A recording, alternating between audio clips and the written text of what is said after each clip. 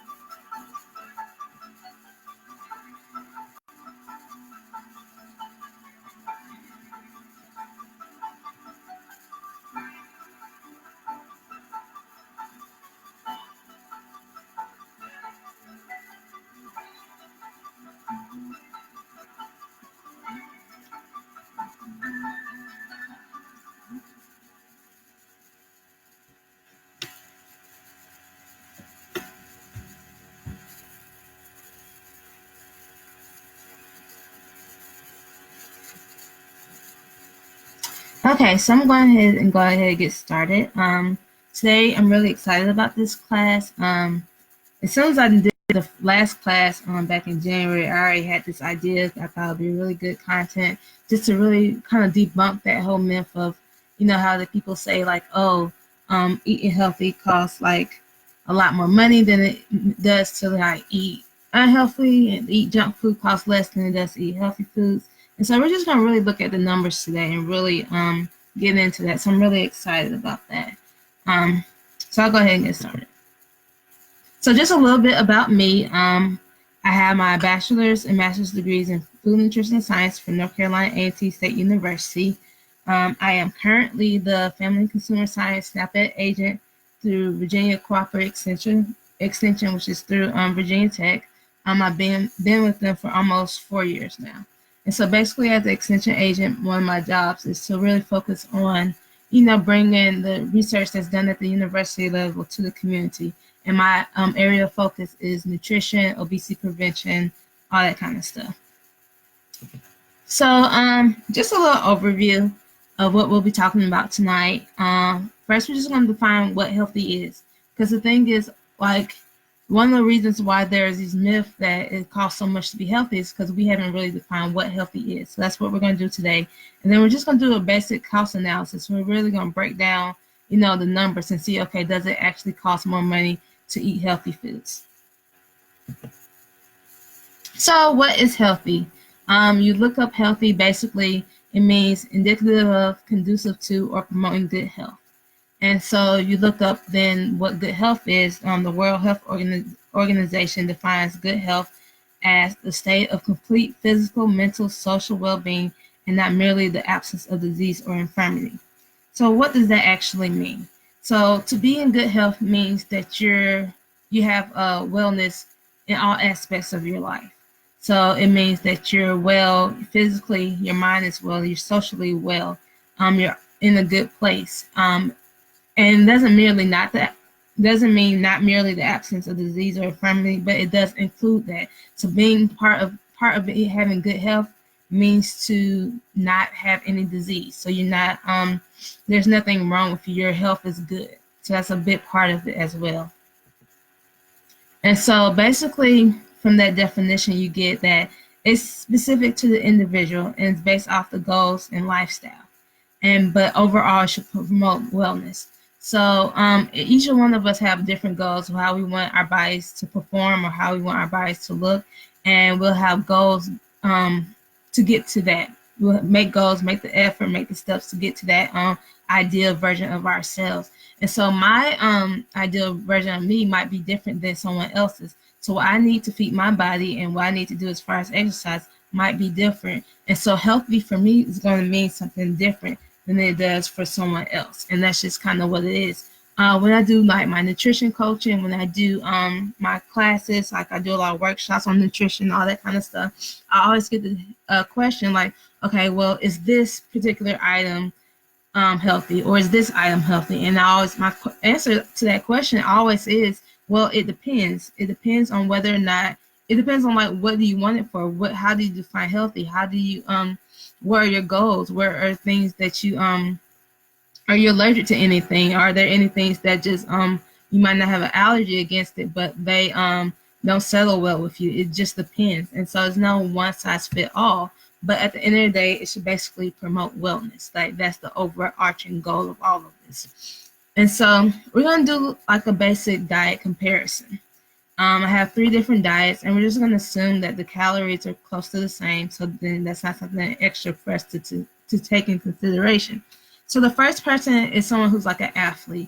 And really what I mean by athlete, I mean like they're athletic. So they're probably working out a lot. They probably maybe 5 or 6 days out of the week.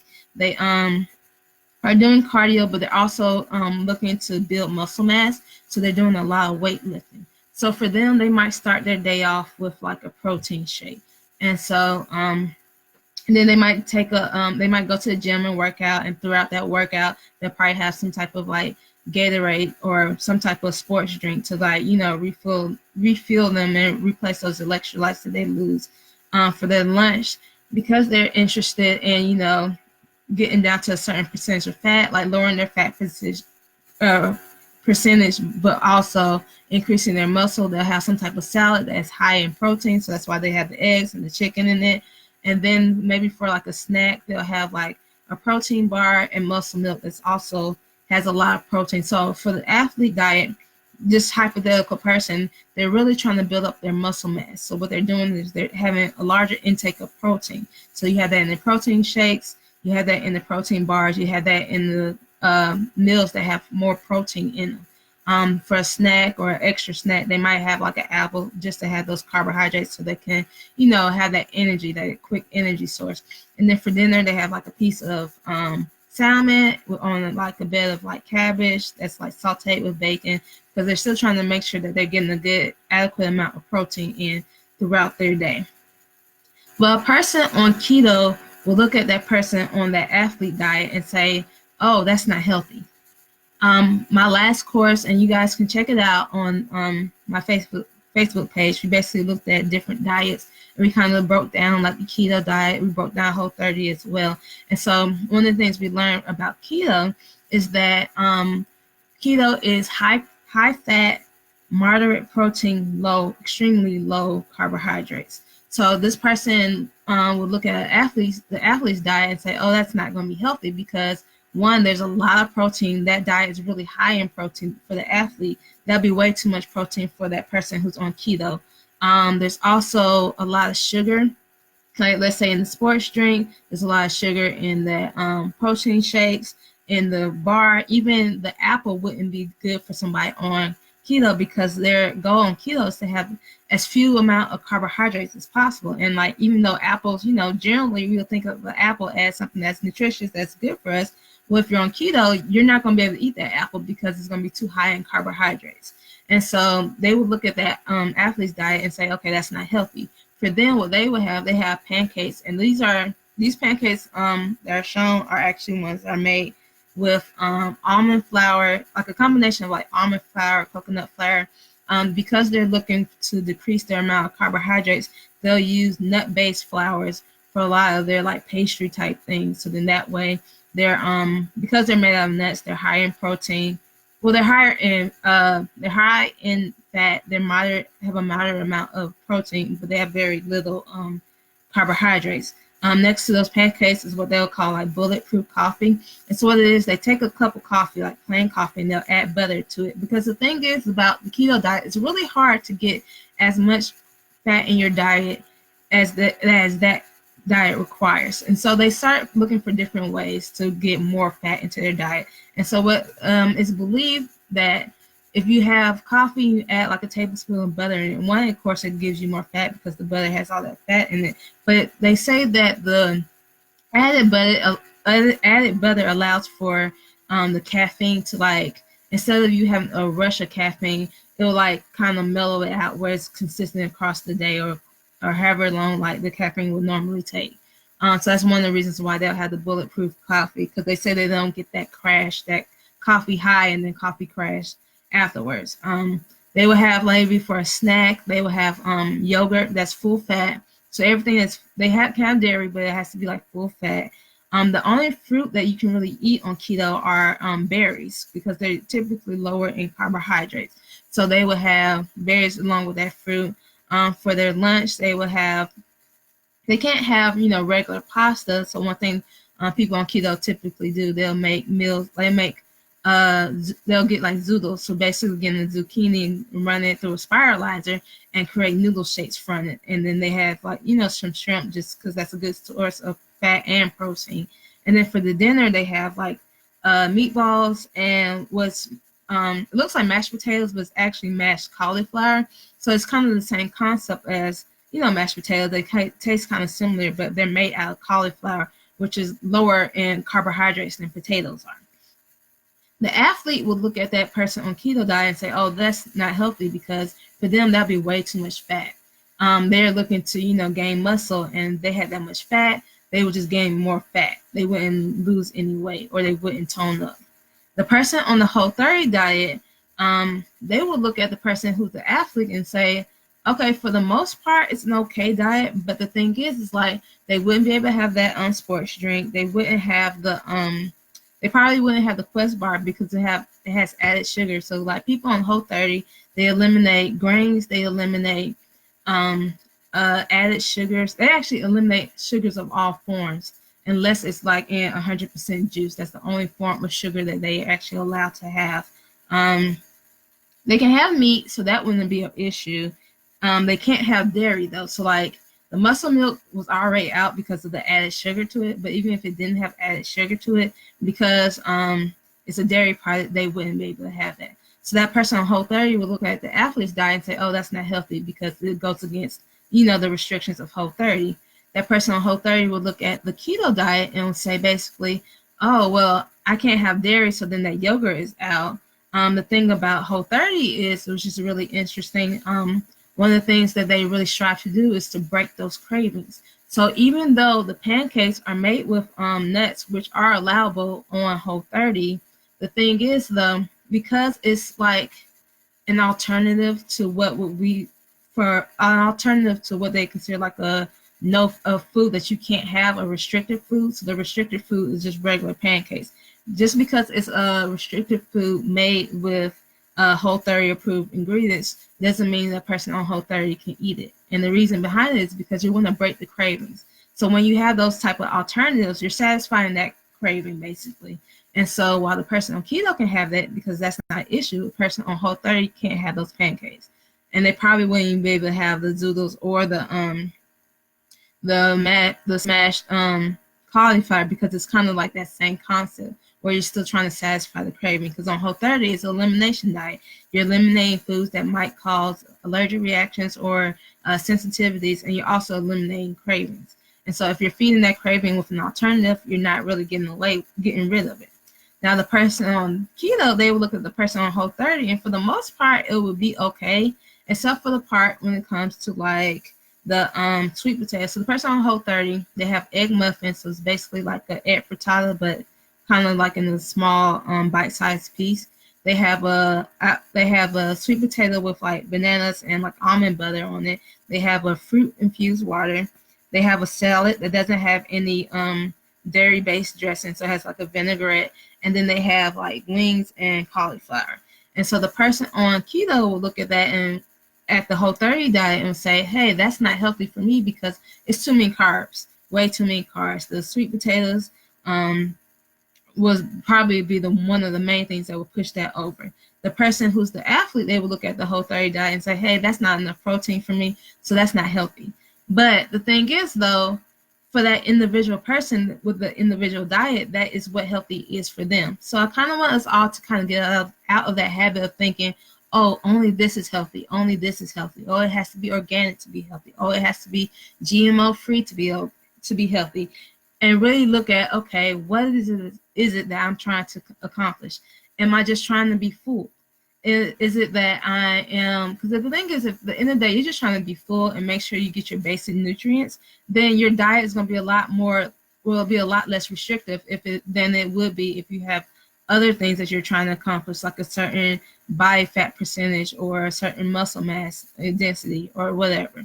So like one thing is to just kind of really make sure that we are paying attention to our bodies, understanding our goals, and making sure that we know, okay, what is it that I want to accomplish, and then start making the steps and the actions to actually get to that. So for the purpose of the rest of this presentation, I'm basically just going to define healthy for what it is that we can consider healthy to be, so we can have some type of definition to base everything off of, right?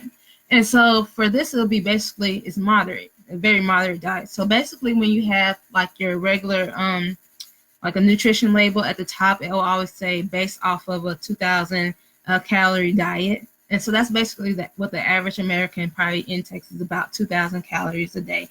And so basically you have moderate fat, moderate carbs, moderate protein. You're not trying to have super high of any one particular macronutrient. So across the board, it'll be kind of moderate.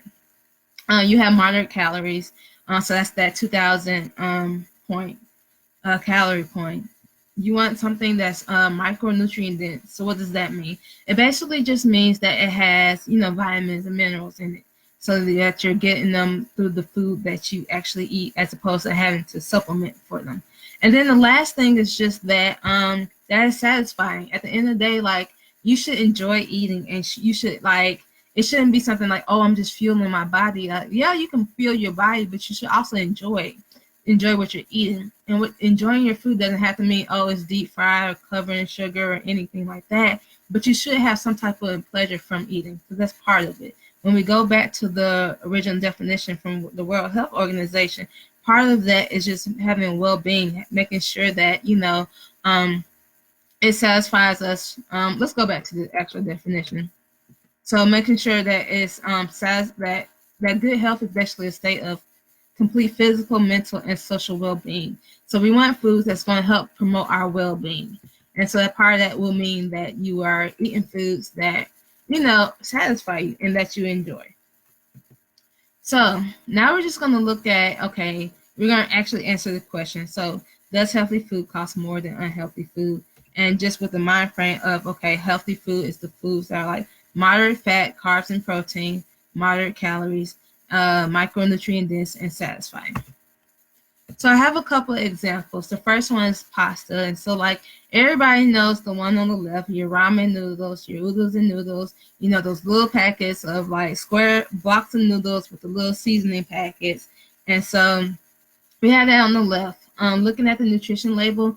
And so one thing is really important to do is to read our nutrition facts labels, because most of the time, I feel like probably the majority of the time, we'll get one of these packs of noodles and we'll eat the entire pack. We'll put the whole pack in the boiling water, and then once it's done, we'll take it out, and you know, that one pack will be what we actually eat. But the thing is though, if you actually read the nutrition label, actually one serving of noodles is actually half that block. So if you're eating that whole block of noodles, that's actually 2 servings of noodles. So that's something we kind of want to be more mindful of, just looking at the serving size and making sure that we're not overeating. So in a half a block, so if you only ate half of those noodles, it'll be 190 calories. It will be 7 grams of fat. 3.5 grams of that will be saturated fat, which is something you definitely don't want a lot of. You don't want a lot of saturated fat. You don't want a lot of trans fat. You want to make sure that your fat is unsaturated, if there is some. For the sodium, it's 830 milligrams of sodium, which if you look at the percentages, so like 830, you might not know, is that a large number? Is that not a large number? But if you look at the percentage, that's 36% of your total daily value.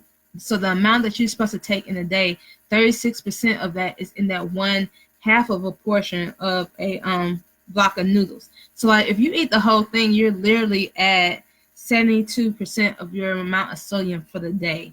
That's off of one thing of noodles. And the thing is, it's like, that's not going to be your only meal of the day. So that's a crazy amount of sodium. And so like, just aside, if you do like, you know, if you do like ramen, if that's something you enjoy eating for whatever reason, you know, if you're going to eat them, if it's the kind that's in the block, just don't even use that seasoning packet. Season it yourself with your own seasonings. And if you use the ones that, if you eat the ones that are in that cup, what you can do is just rinse them off with water first. So like, let's say you're pouring the water in the cup, right, to like heat it up.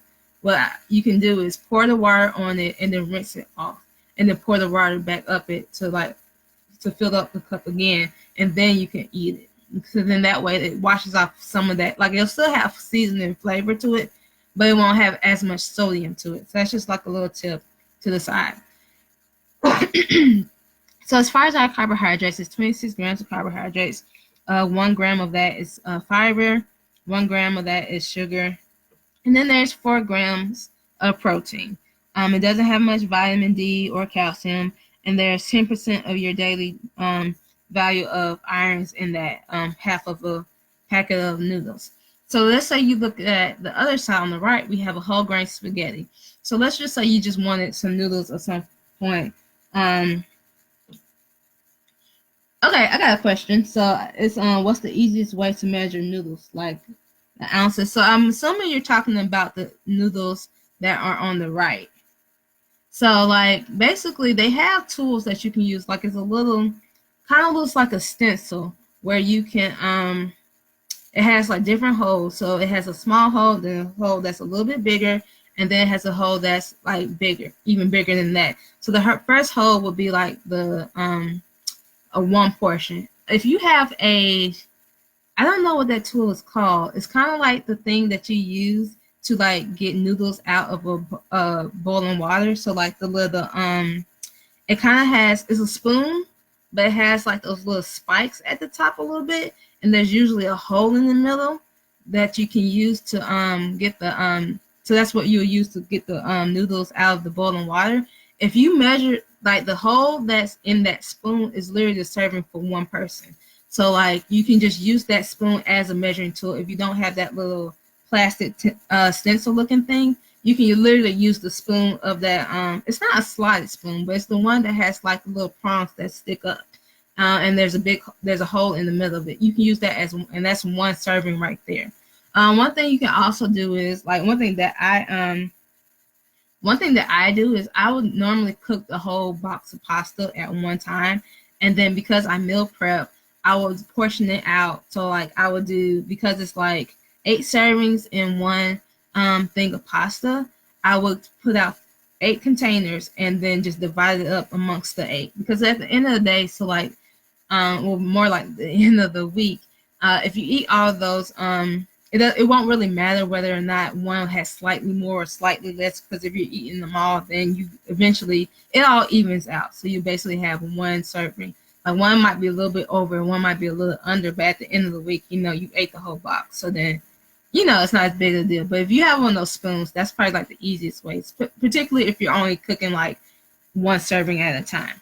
So yeah, looking at the serving size, so it'll be like 2 ounces of pasta, and that's dried. There are 8 servings in the box, and one serving size is 2 ounces. So if you did have like a measure, like a scale, a digital scale, you could also use that digital scale to weigh it out.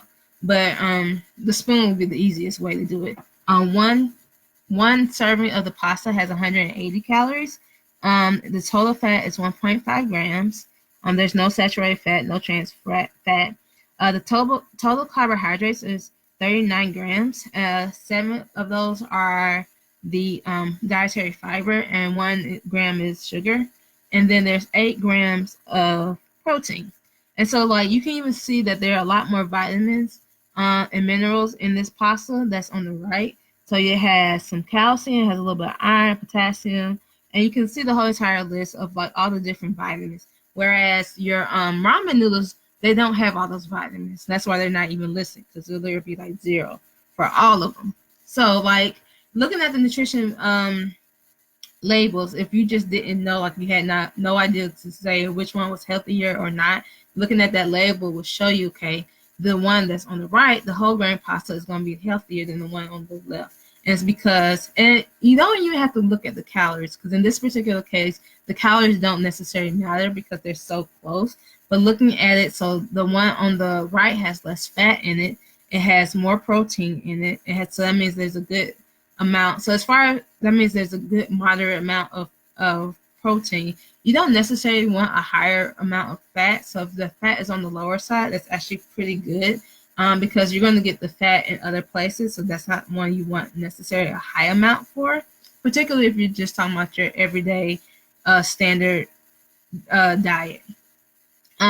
Because it has all these vitamins and minerals, this one kind of tells you, okay, this would be a better option, just because, you know, it's giving you a lot more. Like, yeah, you have 1 serving of pasta, but it gives you vitamins, it gives you minerals, it gives you way more protein. So that's one that you can say is a better option. So that's your healthy choice right there.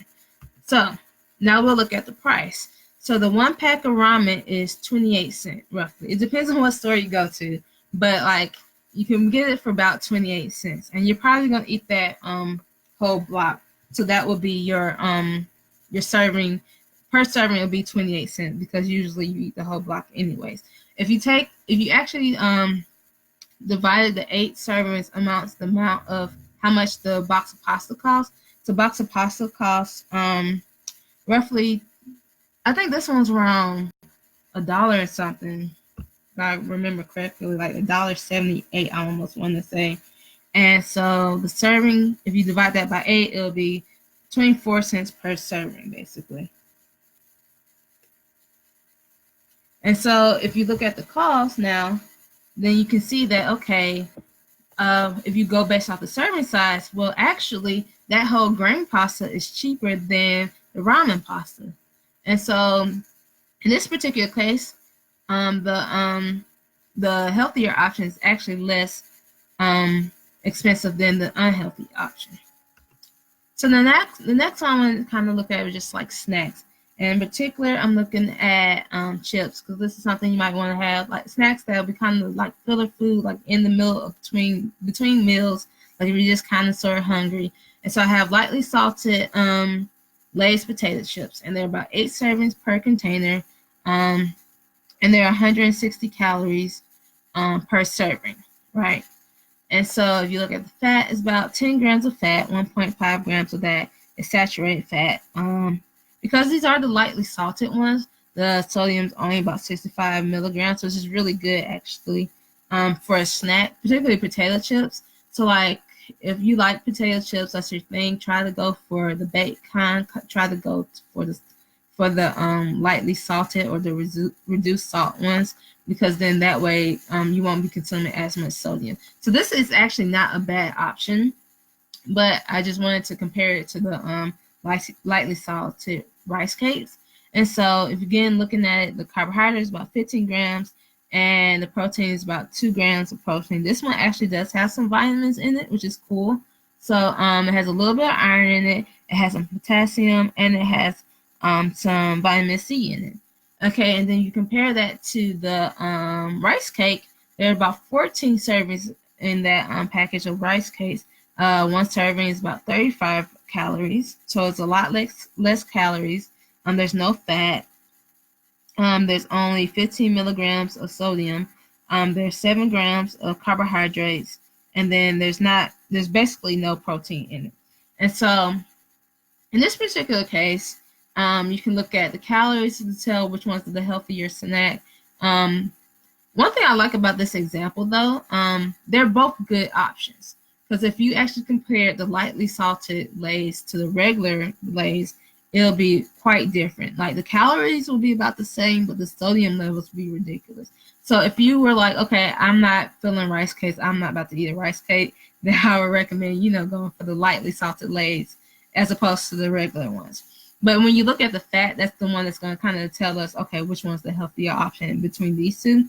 You have 10 grams of fat from your Lay's, and then you have 0 fat in your rice cake. So then in this particular case, the rice cake will be the healthier option, just because you want to make sure that you're monitoring how much fat you're getting. And so that's so the lightly salted ones will be our healthier option. So just looking at the prices, the Lay's per serving, a bag of chips is about $3.49. I was at Food Lion when I did all my prices. So at Food Lion it was about $3.49. And so you divide that by the 8 or so servings, it was equal to 43 cents per serving.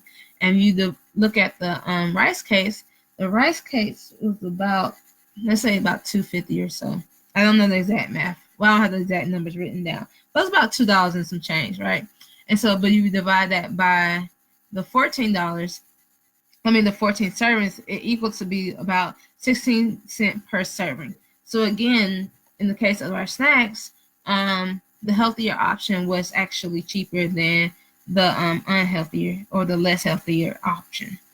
The last one I wanted to kind of look at were drinks. So we have a Minute Maid, and so we have a kiwi strawberry Minute Maid. The nutrition label for this one is actually the 20-ounce bottle. But I'll do the prices based off of the actual liter bottles, because that's the one you're probably more likely to see in the store. But as far as the nutrition, they're going to be the same regardless. So your calories are 260 calories in that bottle, 80 milligrams of sodium. So it's not a lot of sodium, but you wouldn't expect a lot of sodium in juice. Your carbohydrates there's 70 grams of carbohydrates, which is quite significant for that to be just one juice. And 67 of those grams are actually coming from sugar.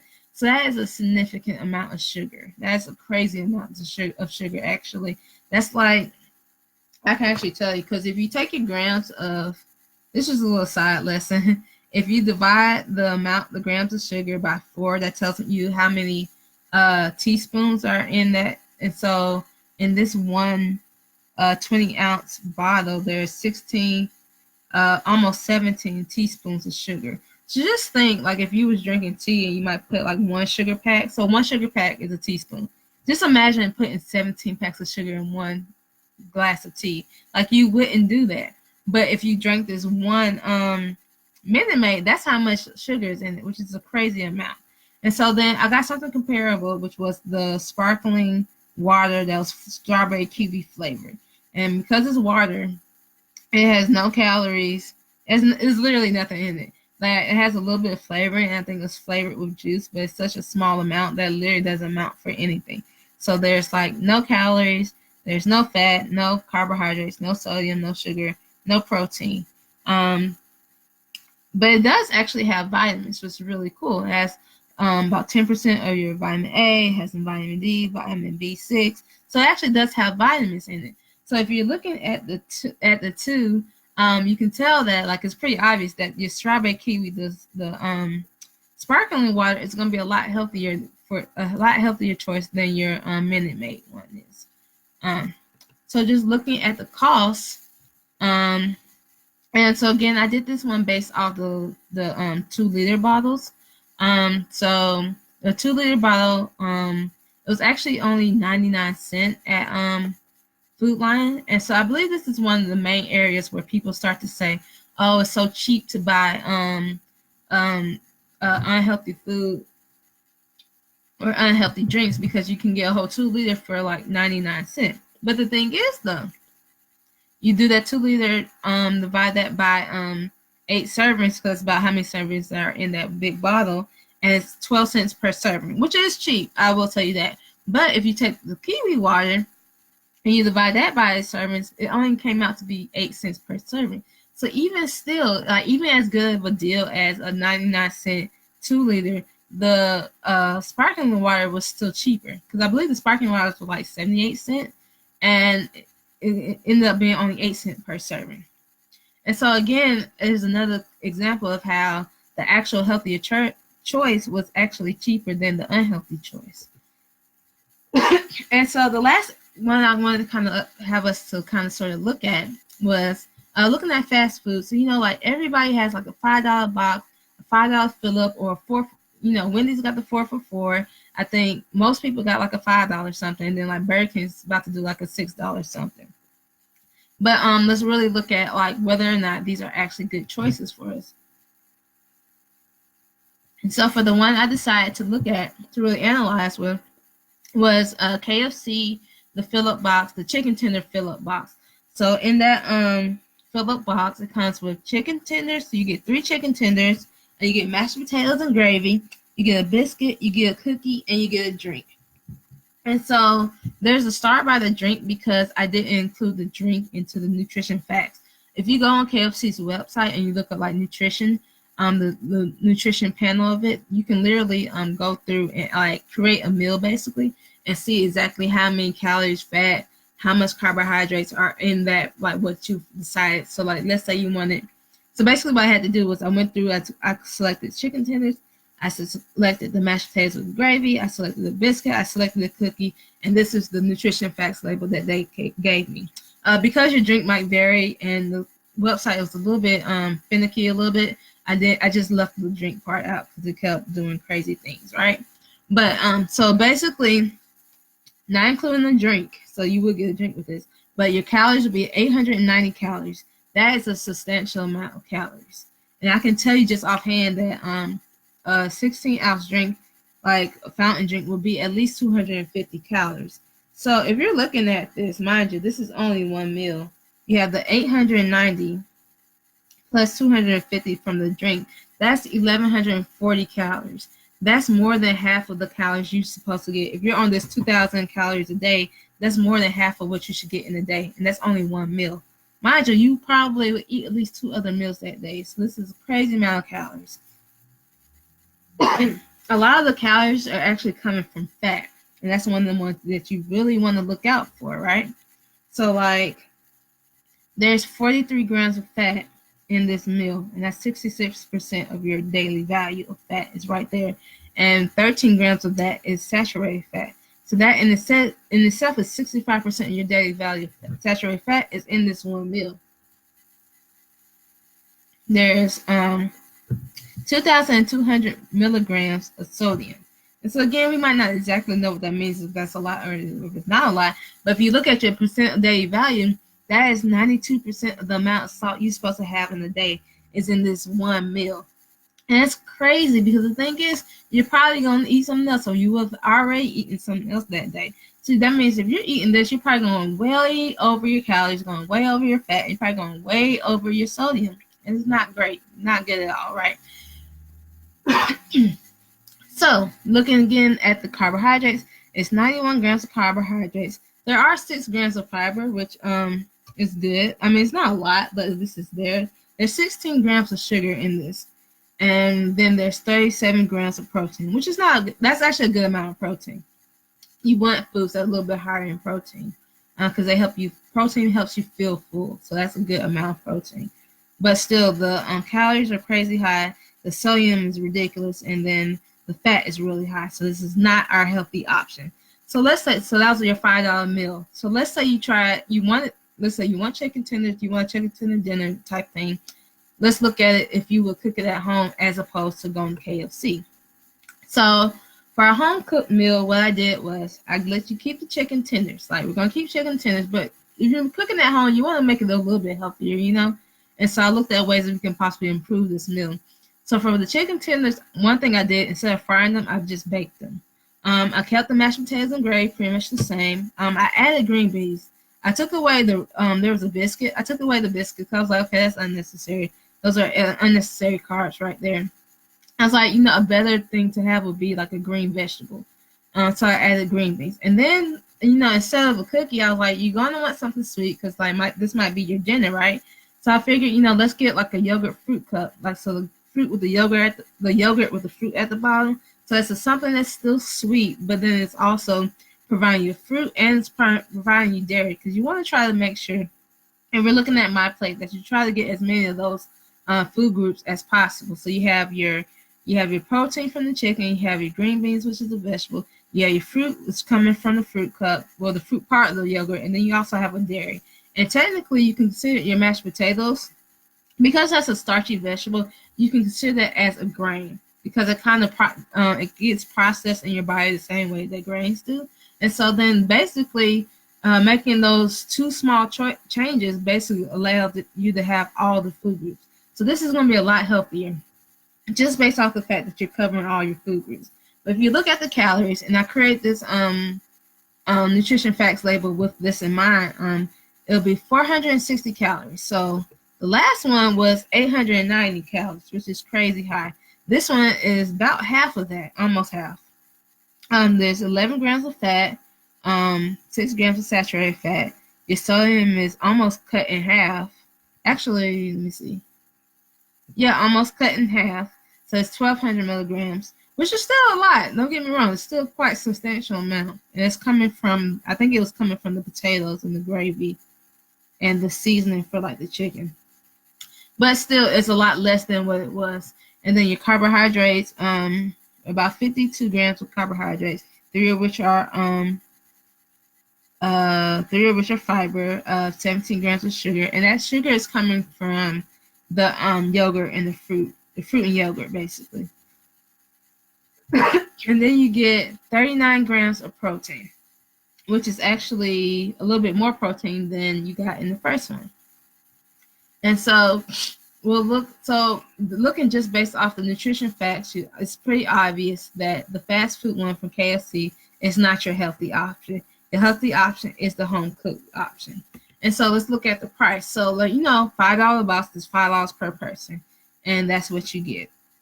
When you do the home cooked version, my total ended up being $8.12. But the thing is, though, for $8.12, I could feed 2 people because that's how much food I had. So, like, I literally went through the grocery store and shopped as if I was going to, you know, actually purchase this thing. And so, literally, if you're looking at the quantity and the amount of servings you get from this food, you really get 2 servings.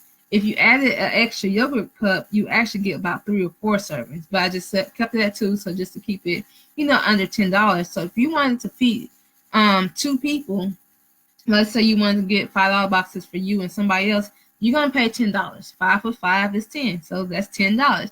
But if I wanted to feed 2 people, I could actually just spend $8 and change and like have healthier food and more of it. And so the thing is, it's like, again, like each example has showed us that it's been the healthier options that are actually less expensive than the unhealthy options. So basically, I just wanted to wrap this whole thing up. Just giving final thoughts, you know. So basically, healthy, just a reminder that, you know, healthy is relative to the individual's goals and lifestyles, but overall, it should not cause harm or increase chance of disease or illness. We learned that, you know, eating healthy may take more effort, but it doesn't have to cost more.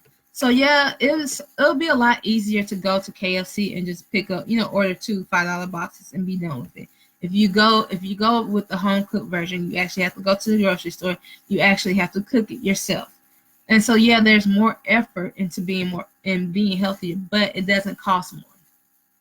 And that's one of the things I really wanted to bring home, that it does not cost more. And the thing is, if you plan ahead, so like if you plan ahead, you're actually gonna keep your costs low. So like if you do all your grocery shopping at once, making sure you plan out your meals for that week or whatever, then it's not as much of a hassle. So there's not gonna be as much more effort because you've already done the shopping for it. And so planning ahead keeps your costs low. The thing is though, so even your immediate costs are lower with a healthy diet than it is with the unhealthy food than it is with the your immediate. Let me re-say that. So your immediate costs are lower with the healthy food than it is the unhealthy food. But then that's not even taking consideration the long-term effects of this unhealthy food. So you having an unhealthy diet affects your health in the long term. You increase your risk of cancer, diabetes, hypertension, and many other diseases or ailments. They're all based off having a poor diet. So like the reason like my position even exists is because what they figured was, okay, if we can keep people from being obese, from being overweight, then later on down the line, they won't have to worry about having diabetes or cancer or hypertension or any other disease. Because the thing is, the basis for all of these illnesses come from being obese, from having a bad diet. So if you can get that part handled, where you can like get that part under control, where you're eating a lot healthier, you don't have to worry about that. So then that means you're gonna have lower, doctor visits. You won't have as many medications. All those medical expenses won't be as high because you won't have these diseases that will come home later. And so like having a healthy diet now can keep your medical expenses down later. So not only does eating healthy, affect your wallet right now, and it's actually cheaper for you to eat healthy now, it's also cheaper for you to eat healthy down the road, because then you won't have to worry about any of those diseases or anything like that. So that's all I have for today. I don't think there are any more questions. I'll give you guys a couple more minutes to put them in the chat box. But I just want to thank you guys for hanging out with me, learning about this healthy food, and I really want to get the information out there, because the thing is, it's a misconception that it costs more to eat healthy.